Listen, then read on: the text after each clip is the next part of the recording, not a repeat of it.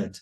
I want the refuah shalema for David Meir ben Alta, Leah Masha Basarik, Yaakov Dov ben Yeladina, and all the Cholim of Klal Yisrael. And Kevin, teach us. Amen. Okay, so just an idea here. In Parashat Shoftim, I looked at the Chumash earlier at Shul, and I saw, something about you. We always have to try be compassionate and give someone the benefit of the doubt and try be merciful. So it says, it relates to an incident. It doesn't tell a specific incident, but it said if someone is so evil and they've acted beyond the pale, they actually have to be executed, and you can't show them any mercy, which goes against how we act most of the time. We have to accept it, or it has to be accepted by the masses. You can't. There can be no leniency for someone who's done something really, I don't use it unacceptable, but they have to receive the death penalty with no mercy whatsoever. There are cases like that, and it was very rare, I think, in biblical times. But so there are cases where you can't show compassion. Yeah.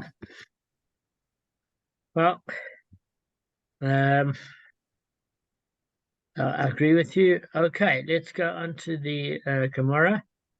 So for some reason, which is quite rare, it cites a previously mentioned ruling of Rava.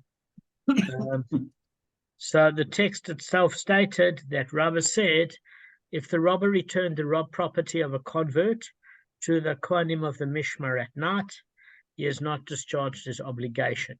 And if he returned it in its halves, he has not discharged his obligation. What is the reason? It is because the merciful one caused the payment in Asham. Hence, it's subject to the laws of Asham, whether it's the principle or the false oath. Either way, it's known as a guilt offering, because this person is guilty of not making restitution when he could have to somebody a Jew that died that has no heirs, a convert, or alternatively by using a false oath of Hashem's name. So both of those payments are known as an asham because of the gravity and seriousness and the need for atonement, with the restoration of both the principle as well as the asham for a false oath. So it's subject to the laws of an asham, and they have to be bought during the day and cannot be bought in halves. The principle is referred to as a principle when the person is still alive, and you can make restitution to them as well as the 1/5 without having to do the atonement through the Kohen, because it doesn't make restitution, because the original party that's been aggrieved can no way get it back. Okay, so there's a related ruling by Rava who said, if the robbed property of a convert does not have sufficient value for at least a pruta's worth to be given to each and every Kohen of the Mishmar, then if the robber gave it to the men of the Mishmar, he has not discharged his obligation. So what that means is, in order to fulfill his obligation and achieve atonement, he must add money to the principal out of his own pocket, so that the total payment will amount to a pruta's worth for each and every Kohen in the Mishmar. Okay? Sometimes it pays you guys to pay the principal on time. What we wanted to know is that, so what's the reason? We want to know what's the reason for it, that he can't just return the principal, and that within the principal, each and every Kohen has to be settled at least a pruta, because it's written, the asham that is returned is for the Kohen, which indicates that unless there is a return to each and every Kohen, it doesn't use the plural term Kohen, it says the Kohen, meaning each and every Kohen's needs need to be addressed. The robber does not discharge his obligation. And there we learned that in Bamidbar, Numbers chapter 5, verse 8, because it's a singular word for the form of Kohen in the Hebrew. Okay? So although the payment is shared by all the men of the Mishmar, because the payment is for Hashem, it must constitute a return of value to each individual Kohen who receives a portion. Right. Now, we're building up our argument to know what to do in a certain situation. Everybody with me so far? Nothing's that complicated. Okay, so Rava continues with this related inquiry. If the robbed property does not have sufficient value for a prutta's worth to be given to each Kohen in the Mishmar of Yahor Yariv, but it does have sufficient monies within the principle for a prutta's worth to be given to each Kohen in the Mishmar of Yedaya, and the robber returns it to the men of Yedaya, what is the law? So what are we trying to say, guys? We learned so far that there are two families. Okay?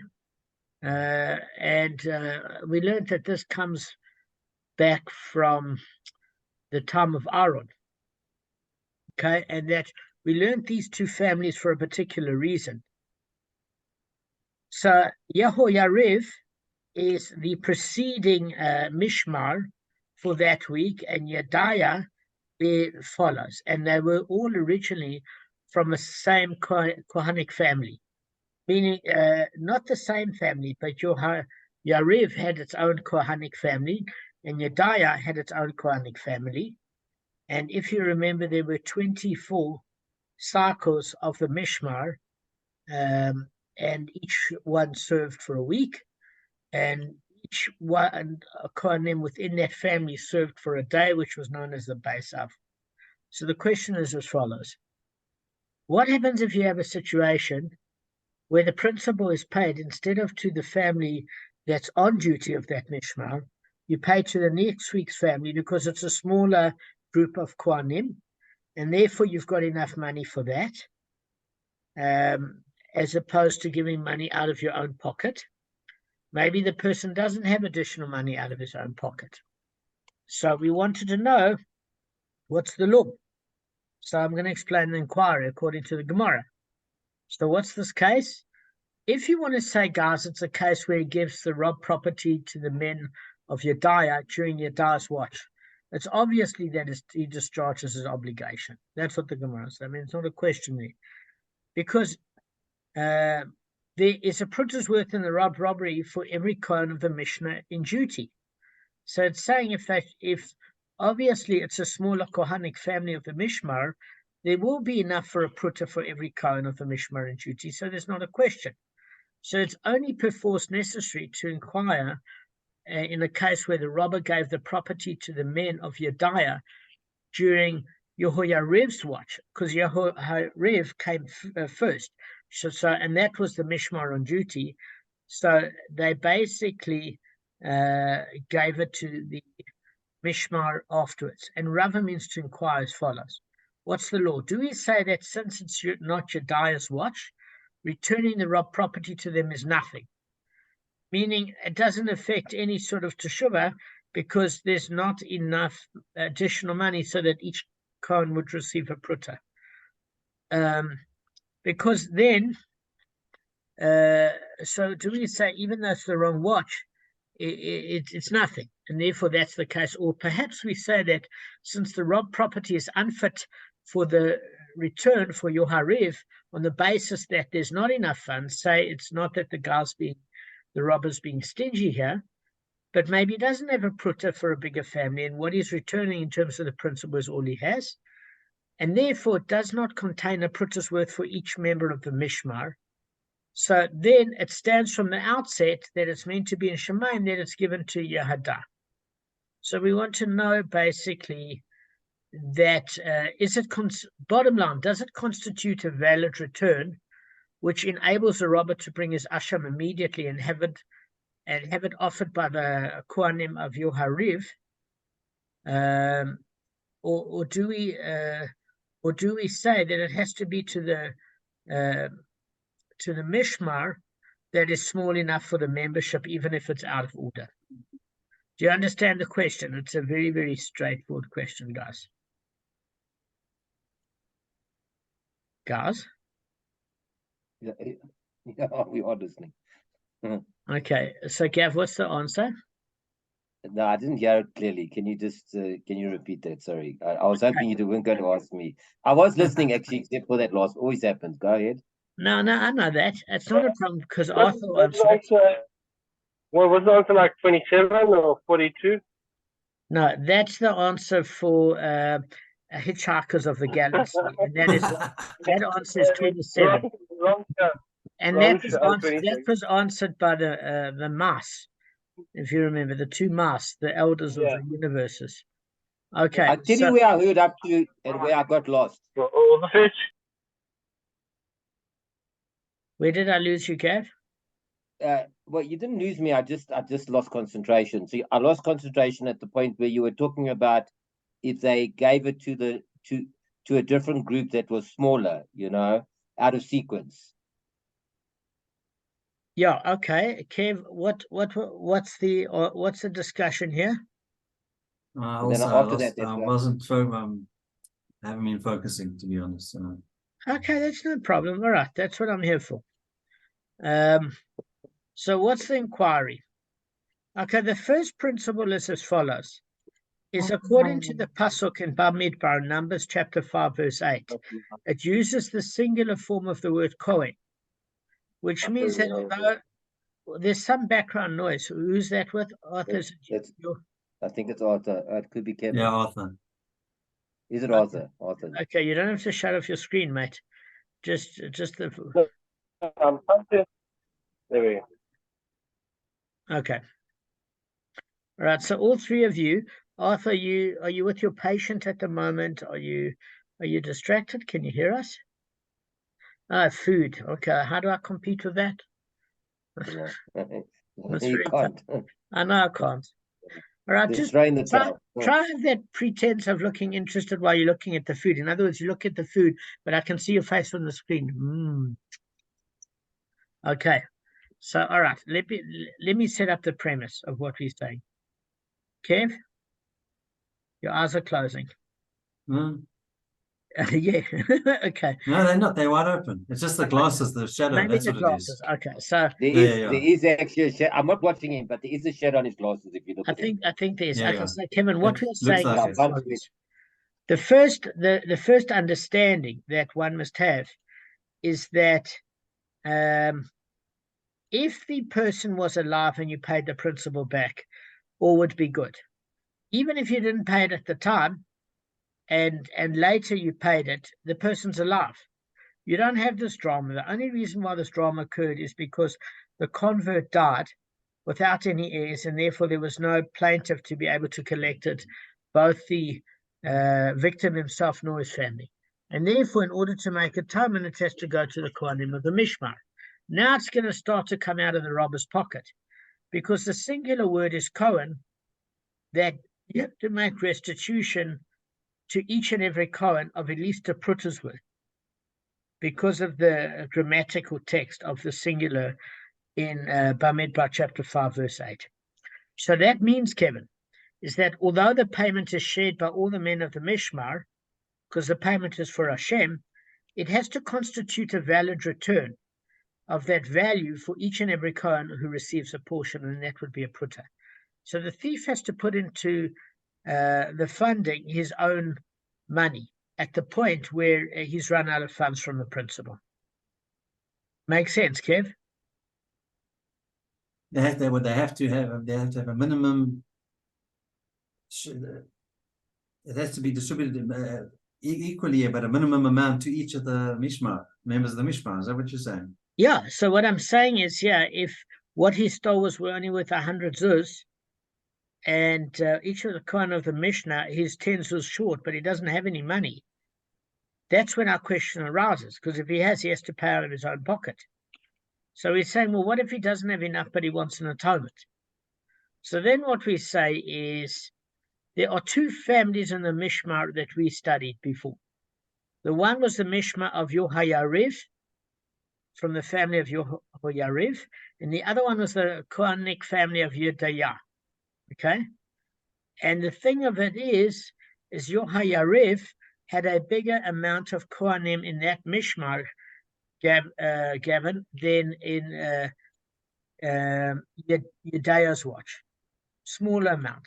So what we're saying is that Yehoyariv is Yehoyariv, sorry, is the mishmar that he should have given it to on that particular week. But he didn't have enough. So what happens if he gave it to the next week's mishmar of Yedaya, okay, which had less kohanim, but his principal was able to cover each and every kohen there? Do we say that it's valid that he gives it to the wrong mishmar, and it does affect not restitution, because that he can never do, the person's dead, but does it affect atonement for him? Or is it the fact that he gave it to the wrong mishmar, nothing? Does it, in other words, provide no benefit of atonement for him? Okay, you get the discussion. So I want to ask you two things from that. Firstly, sorry, again, I missed just the one aspect, one point, same point I missed last time. Just how come there's I've understood everything you said now. So just one thing that I just want you to repeat. Sure. Just how do you get that initial shortfall? He brings the animal in, right? And you said there's 10, it's 100 pruta, whatever the value of the thing, and he brings it in, and there's like, let's say there's 10 kohanim. How isn't it 10? Don't they all get like 1 pruta each? Okay, so let me use a better example. Let me use a better, because I think my example could be better. You're 100% right. I just want to know how the shortfall arises. Sorry. Okay, no, that's fine. So let's say on Yehoyariv, there are 40 kohanim, because remember, with regards to robbery, you don't pay the base up for the day. You don't only pay the kohanim on duty for that day. You have to pay for the mishmar for the week, because robbery is such a grievous sin. And that's where you get out of control, because you might only have 10 kohanim a day, and then you only have 10 prutas. Now you need 70 prutas, because you have to sort them out for the whole week. And the base. Why do you have to do that? Why can't? Sorry, I don't understand why. Why don't you just give them? I thought you took just the principal, and they divided up regardless of the number. Why is it your problem? So we're learning it is your problem. Being the robber. I'm talking from the robber side now. Because of that verse in Bamidbar chapter 5, verse 8, it uses that the Kohen in the singular, which comes to teach us that every Kohen of the Mishmar for that week, because the proceeds for atonement for robbery has to be shared with the entire Mishmar, not the base up. We did learn that before. And therefore, because of the pasuk, each and every Kohen has to get the pruta. And what makes it difficult is you. Okay, that's the part I didn't hear. So each and every single Kohen has to get a pruta, regardless of the value of the principal, regardless. Well, yeah, I mean, in most cases, you don't have a problem, because generally what it takes supersedes a pruta, so you're covered in most cases. But we're saying so it's anything. Yeah, if the value of the principal is less than correct. 10, yeah, now I've got it. Now I understand why there's a shortfall. I couldn't understand. All right, got you. Yeah, so we're saying that the one particular mishmar might have 70 congregants in, 10 per day times 7 days, and the other one might have 30 in, and it might be 30 prut instead of 70. And what he took is only worth 28 pruta, and then everybody's covered. Sorry, I mean 32 pruta, then everybody's covered with the smaller mishmar. But the problem is the smaller mishmar is not on duty. He's giving it to the wrong mishmar to make sure each and every Kohen gets a pruta. Okay, so that was my one question. So there's part 2, sorry. Just quickly, why do you have to take it to a specific a group of Kohanim? Why can't you just take it to any? Because you're coming on your own accord to do tshuva.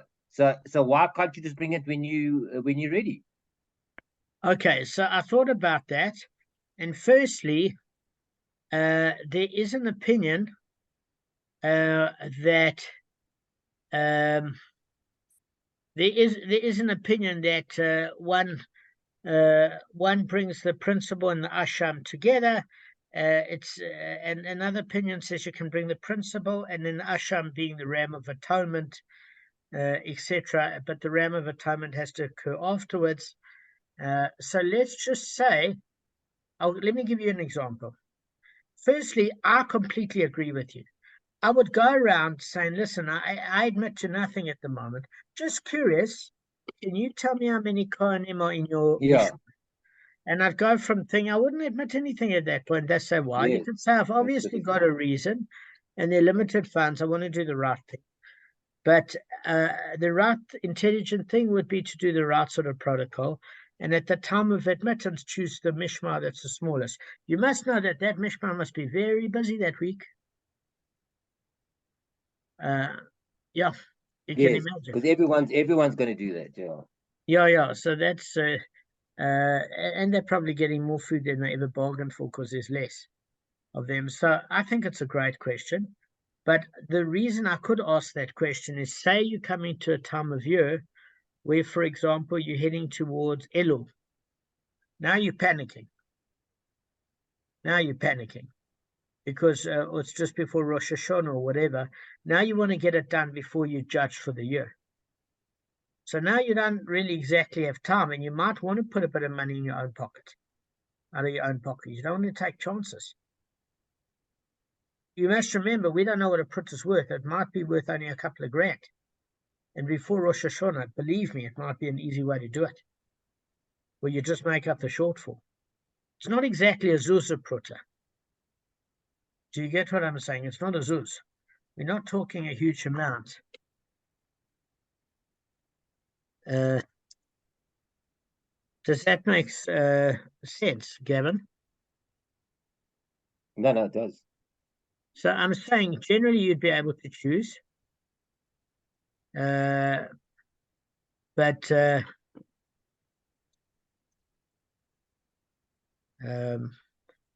I would think in certain cases you might not want it, or it might have occurred that a person got such a shock that when the actual person died, that they didn't want the same thing to happen to them. They might have got a life shock and figured if they cost them a bit of extra money, they're prepared to pay it. We're talking about here that three factors have to be significant. The first factor, Gavin, that has to be significant is that there has to be a time limit issue for whatever reason. Either Rosh Hashanah or Elul is coming and the person is panicking, and they don't have the luxury of admitting it after the final judgment from heaven comes in for the year. These are just my guesses. The second factor is that it only has to do with the case where there might not be additional funds that he's got, and he might be a very poor person and he stole in order to just pay his basic subsistence, and he doesn't have any of his own savings where he could make up the shortfall. That's your second factor. Okay? And the third factor is that he basically has only got enough to do the asham of the ram of atonement, but he wants to do this quickly before he spends that money, and he needs to do the principle almost immediately before or at the same time. Do you get what I'm saying? So there are time factors against him, there are financial resources against him, and there's his conscience. And I was also thinking that it's possible that the Kohanim didn't give out a roster at all, so you wouldn't know, so you wouldn't be able to do this. So basically, a pruta was a small denomination coin. It came from the Hasmonean and Herodian periods in Judea. So you remember the Hashmonaim, guys, and you know Herod. So a pruta's value was quite small. And if you look at, it's a negligible amount in some Jewish contexts of the Gemara. You could use the term in what do you call it, in England in the Victorian age as a penny. So you're not dealing with a huge amount of money. Otherwise, the question, Gavin, wouldn't begin. So that's also the fourth factor. So we're not talking a lot of money here. Does that make sense? We're talking about somebody that's rather impoverished. So, so what's the answer? In other words, does it count if he brings it for the wrong mishmar? Because in fact, each and every coin has been sorted out, and that's what's important, and that was destined in Shemaim, that it would still be enough for at least one of the mishmars. Or do we say it's nothing because if he didn't bring it on the right watch, it's not accepted? And the Gemara says, there is no resolution, we're not sure, and let it remain unresolved. After all of that. After all that, we tried. We tried. Okay, Yeah. but Gavin, I was thinking along your lines. It's like, what's the rush of admittance?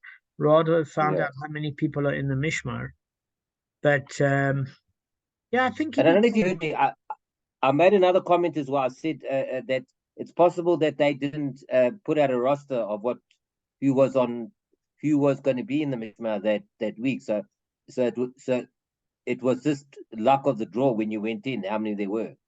Couldn't be. It couldn't be, because the very fact that they say there are 24 mishmar cycles within a year, it had to be well orchestrated. And I'll give you proof to the contrary.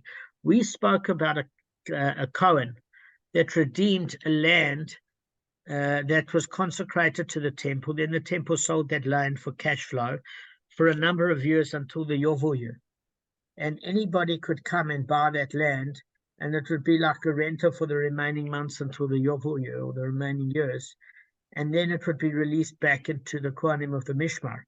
So if a Kohen kept it, the idea of keeping it for himself, because he physically acquired it, he's not allowed to do. Only land left to him for inheritance, something he could keep as his ancestral heritage. He wasn't there to profit scheme, because he could have worked out which the Kohanim were on duty for the week of Rosh Hashanah on the Jubilee year when it went back. So the very fact that he could prospect 5 or 10 years in advance means that they must have known which Mishmar family was on duty. And therefore, the Kohanim knew, but now a robber, presuming he's not a Kohen, wouldn't know that. Yeah, but I think if you went to the Kohanim, so there was something I wish to confess for atonement, but I'm not ready to until I work out if I've got enough funds. There's no doubt that they're there also to help you. There's no doubt they wouldn't be. No. They don't No, have to I do think they would try to to help you. Just explain to me how you can have a smaller group. If this is so well structured, like 24, how come you can have a smaller group compared 1 week compared to another? Surely it should be exactly the same. Excellent question. So what happens is you've got Yehoyariv, and that came from a family at the time of Aaron, and they were a family of Kohanim, and they happened to over decades, centuries, whatever, develop and breed where they were a bigger family than Yediah, which was a separate Kohanic family. And they took the Mishmar for the next week. So you can have family, Gavin, of different sizes. Oh, no. So I didn't know. So I did hear you say that earlier, but I wasn't focused on it. Now you can see I'm more focused now. So, yeah. Okay. So the Mishmar, so it based, I wouldn't have thought it would be based on a family. I thought they'd mix the families, would only take a certain amount. So actual whole families could run the Mishmar. Absolutely. Okay, I didn't know that. Then it would be different sizes. Yeah, there were 24 families in total. But it is pretty well organized that you could buy property and know which family is going to take it during Rosh Hashanah and the Yovel year. I mean, if you're able to work that out, you might not be able to work out.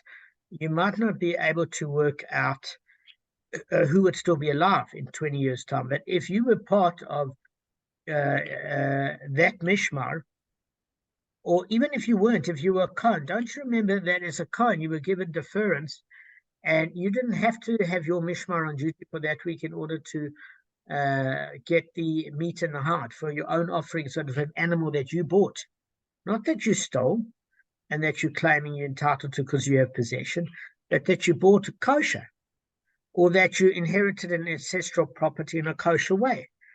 You as a Kohen would get to keep it. It doesn't have to be the fact that your Mishmar is on duty. You get what I'm saying. So yeah, I remember that. Yeah, so it's an excellent question, but they were given to families. Okay, so let's just, I think we got 6 Sorry minutes about that. left. There's nothing to Needed be some sorry time. about. That's great. So we've got a quick issue that we can deal with. We only need 6 minutes. So Rava posed another inquiry, and he said, are Kohanim permitted to divide their shares in the robbed property of a convert against their shares in other robbed property of a convert?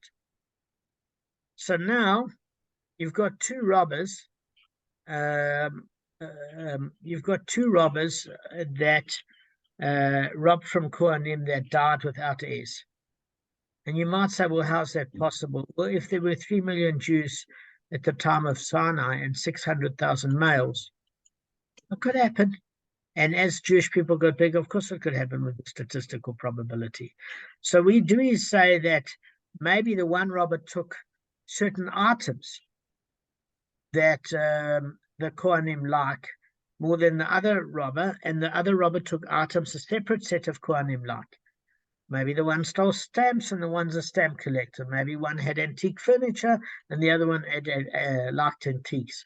So we're saying, could they trade their shares if the Kohanim get to keep them between the two robbers when the robbers give it to the Mishmar? Can they do trading? It's an interesting question, right? So can a Kohen tell his fellow, you take my share of this convert's property, and I will take your share in that convert's property. So how do we get this whole thing?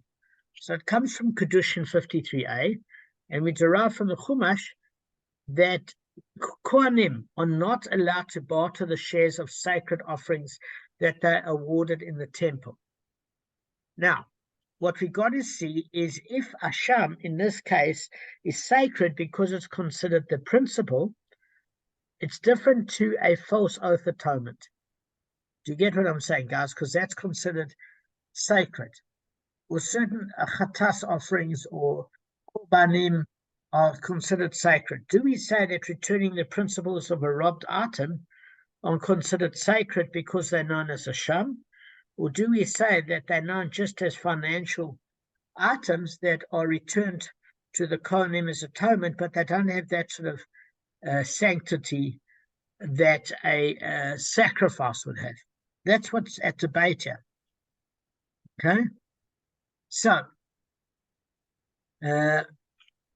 rather, guys, each individual offering must be divided among all the Kohanim serving in the temple that day, the base of. And when a Kohen receives his portion, he may only eat it or give it to another for consumption. He cannot, however, use it to make any sort of transaction, for it's not considered his property in any legal sense. It's the property of the Most High, who merely allows the Kohen to partake of its benefits and eat it as part of his service. So if two Kohanim do trade their respective portions, the trade is ineffective. So if one Kohen took his fellow share in an offering and ate it, on the understanding that he would compensate him with the equivalent share in another offering, the other Kohen is not entitled to the stipulated compensation. So that's standardly. And you'd say, well, what would that be a case if it's not robbed property? They only get animals. So I might be a lamb person and another person might be a beef person. I don't know. Might say, I don't dig their lamb chops, so it's too rich for me. Another person says, I prefer a steak. Or this one says, I like these particular hides. And the other one says, no, I like slightly different hides from a different animal. This one wants, do you get what I'm saying, guys? So what we want to know is with robbed property, when you're dealing with actual items that are more specific, is it treated like a offering because it's known as an asham, or do we treat it like money being paid back and therefore you can barter it? So good. That's what we're going to discuss tomorrow. We've got about 2 minutes left. All right, guys, I want to thank you. Damon? Yeah. Sorry, just one question. In the 2 minutes, you had 1 minute 45. I saw that. So if a Kohen doesn't want, if he was part of a mishmar that was given something like hides or meat, and he prefers to have hides, does it mean saying that he may want to trade it for meat and vice versa? If the other Kohen from the other Mishmar. Is that what it's about? Yeah, so we're saying, listen, anything that has to do with an offering, that is something of that level of holiness in Kedushin 53a, you can't barter it. It's not something that you're meant to take in a mundane fashion and trade it off with each other. But we want to know if paying the principal that the robber pays, that he, of the items he took from his convert, his trade, is seen in the same light. In other words, do we, because we call it an asham, because it has a little, it has higher sanctity because it's his only atonement. He can't return it to the aggrieved party, nor his heirs. So we say, does it take on the status of other offerings of holiness, or is it just a financial amount that restitution is made to the Kohen and they can barter it? So this word asham is confusing here. Do we apply it a high level of sanctity, or is it just like any robbed item where it wouldn't have that sanctity, for example, and it can be bartered with? So that's the issue at hand.